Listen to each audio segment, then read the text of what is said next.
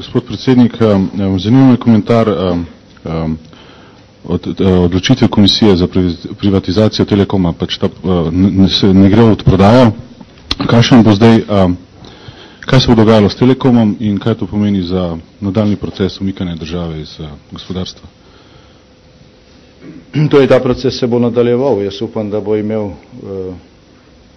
tudi v prihodnje takšno podporo medijev in javnosti, kot je imel na začetku tega mandata, ker smo 2 leti poslušali, da je ta umik prepočasen, zdaj pa smo naenkrat kritizirani, kot da je prehiter. Tudi ta primer, ki ga omenjate, kaže, da nismo ne prepočasni, ne prehitri. Skušamo se obnašati kot dober gospodar, če so ponudbe dobre, jih sprejmemo, če so slabe, jih pač ne sprejmemo.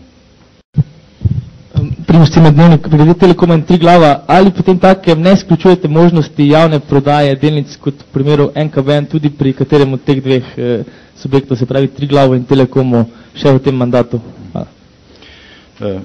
Nič od tega ne izključujem. Naj povem tudi to, da vlada še ni dobila, vsaj še nisem prebral mnenja komisije, ki je bila ustanovljena za privatizacijo Telekoma.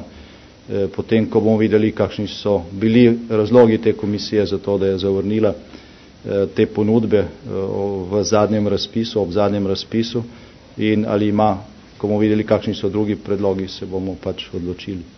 Proces se je vsekakor nadaljeval.